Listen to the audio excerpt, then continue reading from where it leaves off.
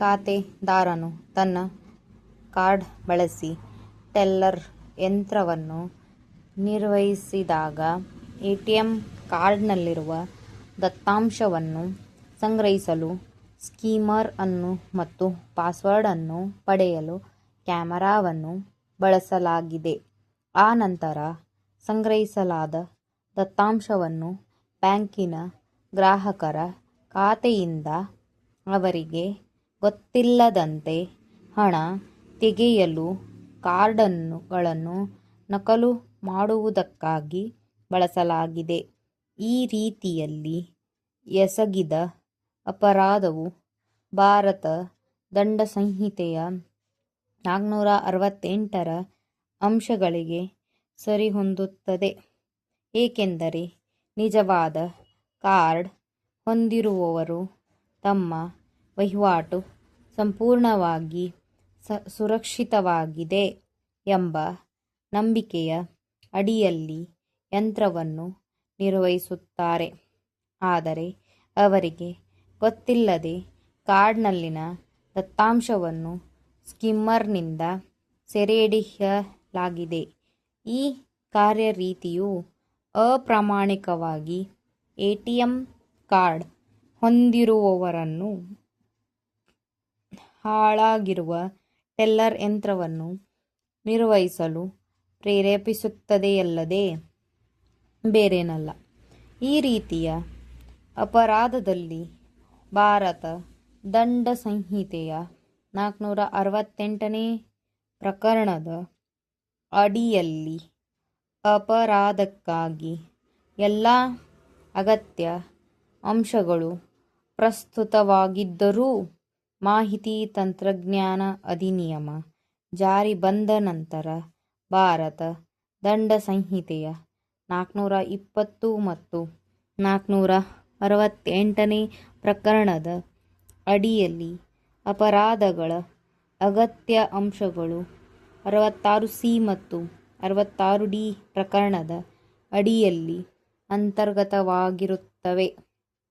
ಅವುಗಳು ಜಾಮೀನು ನೀಡಬಹುದಾದವುಗಳಾಗಿವೆ ಮತ್ತು ಅರ್ಜಿದಾರರು ಜಾಮೀನು ಪಡೆಯಲು ಅರ್ಹರಾಗಿದ್ದಾರೆಂದು ಶ್ರೀ ಹಸ್ಮತ್ ಪಾಷಾ ಅವರು ಬಲವಾಗಿ ವಾದಿಸಲು ಇದು ಕಾರಣವಾಗಿದೆ.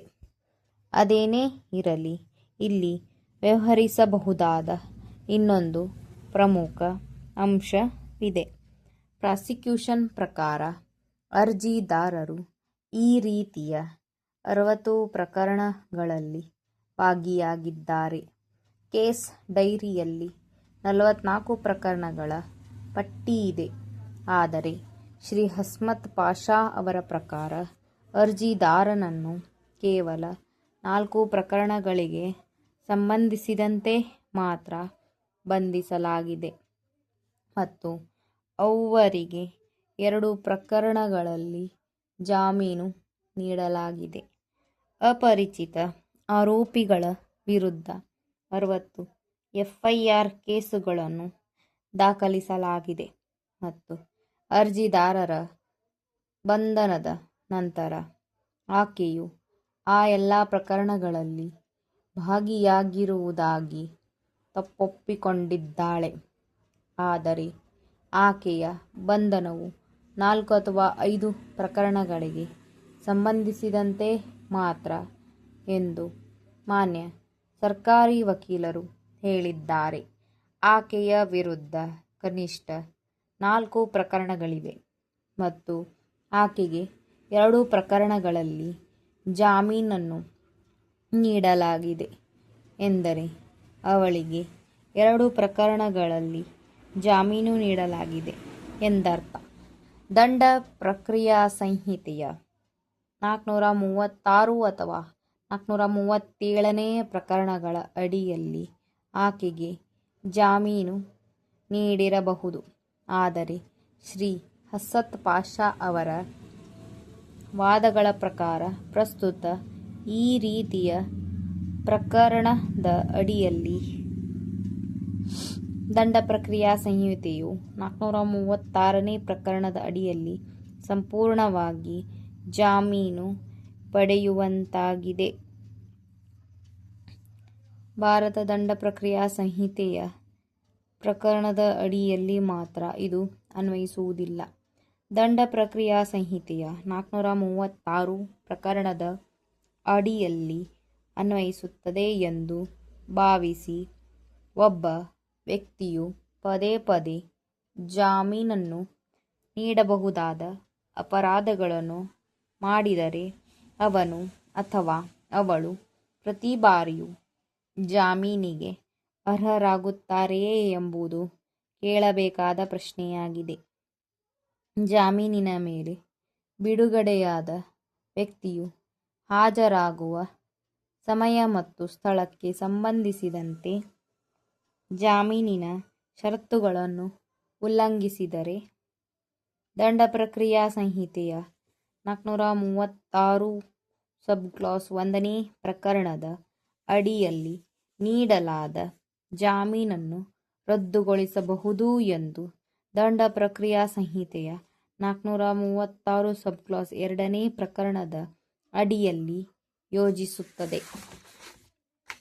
ಹೆಚ್ಚಿನ ವಿಶ್ಲೇಷಣೆಗಾಗಿ ಸರ್ವೋಚ್ಚ ನ್ಯಾಯಾಲಯದ 2 ನಿರ್ಣಯಗಳನ್ನು ಉಲ್ಲೇಖಿಸಬಹುದು. ಅವುಗಳೆಂದರೆ ತಲಾಬ್ ಹಾಜಿ ಹುಸೇನ್ ವಿರುದ್ಧ ಮಧುಕರ್ ಪುರುಷೋತ್ತಮ್ ಮೋಂಡ್ಕರ್ ಮತ್ತು ಇನ್ನೊಬ್ಬರು, ಮತ್ತು ರತಿಲಾಲ್ ಬಂಜಿ ಮಿಥಾನಿ ವಿರುದ್ಧ ಅಸಿಸ್ಟೆಂಟ್ ಕಲೆಕ್ಟರ್ ಆಫ್ ಕಸ್ಟಮ್ ಜಾಮೀನು ಮಂಜೂರು ಮಾಡಿದ ನಂತರ ಆರೋಪಿಯ ನಡವಳಿಕೆಯು ನ್ಯಾಯಯುತ ವಿಚಾರಣೆಗೆ ಅಡ್ಡಿಪಡಿಸಿದರೆ ಜಾಮೀನು ನೀಡಬಹುದಾದ ಪ್ರಕರಣದಲ್ಲಿ ಆರೋಪಿಗೆ ನೀಡಲಾದ ಜಾಮೀನನ್ನು ರದ್ದುಗೊಳಿಸುವ ಅಂತರ್ಗತ ಅಧಿಕಾರವನ್ನು ಉಚ್ಚ ನ್ಯಾಯಾಲಯವು ಹೊಂದಿದೆ ಎಂದು ಈ ನಿರ್ಣಯಗಳಿಂದ ತಿಳಿದುಬರುತ್ತದೆ. ಮೊಕದ್ದಮೆಯಲ್ಲಿನ ಅನುಪಾತವನ್ನು ಮೊಕದ್ದಮೆಯಲ್ಲಿನ ದೃಢೀಕರಿಸಲಾಗಿದೆ. ಈ ನಿರ್ಧಾರಗಳನ್ನು ಉಲ್ಲೇಖಿಸಲು ಕಾರಣವೇನೆಂದರೆ ಅವು ನೇರವಾಗಿ ಪ್ರಕರಣಕ್ಕೆ ಅನ್ವಯಿಸುತ್ತವೆ ಎಂಬುದಲ್ಲ, ಅಂದರೆ ಹೆಚ್ಚು ನಾಮಮಾತ್ರದ ಚರ್ಚೆಯಲ್ಲಿರುವ ಸೂಕ್ಷ್ಮ ವಿಷಯದ ಬಗ್ಗೆ ಆಲೋಚಿಸಲು ಆಧಾರವನ್ನು ಒದಗಿಸುತ್ತವೆ. ಜಾಮೀನು ಎಷ್ಟೇ ಸಂಖ್ಯೆಯ ಅಪರಾಧಗಳನ್ನು ಮಾಡಲು ನೀಡಿದ ಪರವಾನಿಗೆ ಅಲ್ಲ. ಜಾಮೀನು ವ್ಯಕ್ತಿಯ ಸ್ವಾತಂತ್ರ್ಯಕ್ಕೆ ಸಂಬಂಧಿಸಿದ್ದರೂ ಸ್ವಾತಂತ್ರ್ಯದ ದುರುಪಯೋಗವು ಸಮರ್ಥನೀಯವಲ್ಲ ಮತ್ತು ವ್ಯಕ್ತಿಯ ವಿರುದ್ಧ ಗುರಿ ಮಾಡದಿರುವ ಆದರೆ ಸಮಾಜದ ವಿರುದ್ಧ ಎಸಗಲಾದ ಅಪರಾಧಗಳನ್ನು ಭಿನ್ನವಾಗಿ ನೋಡಬೇಕು. ಉಚ್ಚ ನ್ಯಾಯಾಲಯವು ತನ್ನ ಅಂತರ್ಗತ ಅಧಿಕಾರದ ಅಡಿಯಲ್ಲಿ ಜಾಮೀನನ್ನು ರದ್ದುಗೊಳಿಸುವುದರಿಂದ ವ್ಯಕ್ತಿಯ ವೈಯಕ್ತಿಕ ಸ್ವಾತಂತ್ರ್ಯವನ್ನು ಕಸಿದುಕೊಳ್ಳುವುದಿಲ್ಲ ಎಂದು ರತಿಲಾಲ್ ಬಂಜಿ ಮೊಕದ್ದಮೆಯಲ್ಲಿ ಸರ್ವೋಚ್ಚ ನ್ಯಾಯಾಲಯವು ಅಭಿಪ್ರಾಯಪಟ್ಟಿದೆ. ಹಾಗೆಯೇ ಜಾಮೀನು ನೀಡಬಹುದಾದ ಅಪರಾಧಗಳನ್ನು ಆಗಾಗ್ಗೆ ಮಾಡುವ ಆರೋಪಿಗೆ ಜಾಮೀನನ್ನು ನಿರಾಕರಿಸಿದರೆ ಅದು ಭಾರತ ದಂಡ ಪ್ರಕ್ರಿಯಾ ಸಂಹಿತೆಯ 21ನೇ ಅನುಚ್ಛೇದವನ್ನು ಉಲ್ಲಂಘಿಸಿದಂತಾಗುವುದಿಲ್ಲ. ಈ ವಿಶ್ಲೇಷಣೆಗೆ ಸಂಯೋಜಿತವಾಗಿ ಜಾಮೀನು ನೀಡಬಹುದಾದ ಅಪರಾಧಕ್ಕೆ ಸಂಬಂಧಿಸಿದಂತೆ ಜಾಮೀನಿನ ಮೇಲೆ ಇರುವ ವ್ಯಕ್ತಿಯು ಮತ್ತೊಮ್ಮೆ ಜಾಮೀನು ನೀಡಬಹುದಾದ ಅಪರಾಧಗಳನ್ನು ಮಾಡಿದ ನಂತರ ಜಾಮೀನಿಗೆ ಅರ್ಜಿ ಸಲ್ಲಿಸಲು ಸಾಧ್ಯವಿಲ್ಲ ಎಂದು ಹೇಳಬಹುದು. ದೂರುಗಾಮಿ ಪರಿಣಾಮಗಳ ಕಲ್ಪನೆಯಿಲ್ಲದೆ ಈ ರೀತಿಯಲ್ಲಿ ಹಕ್ಕನ್ನು ಉದಾರವಾಗಿ ಅರ್ಥೈಸುವ ಯಾವುದೇ ಪ್ರಯತ್ನವು ಸಮಾಜ ಅಥವಾ ವ್ಯವಸ್ಥೆಯ ಮೇಲೆ ಹಾನಿಕಾರಕ ಪರಿಣಾಮಗಳನ್ನು ಬೀರುತ್ತದೆ. ಉದಾಹರಣೆಗೆ, ಪ್ರಸ್ತುತ ಪ್ರಕರಣವು ಬ್ಯಾಂಕಿಂಗ್ ವ್ಯವಸ್ಥೆಯ ಮೇಲೆ ಹೇಗೆ ಪ್ರತಿಕೂಲ ಪರಿಣಾಮ ಬೀರುತ್ತದೆ ಎಂಬುದನ್ನು ಗಮನಿಸಬಹುದು.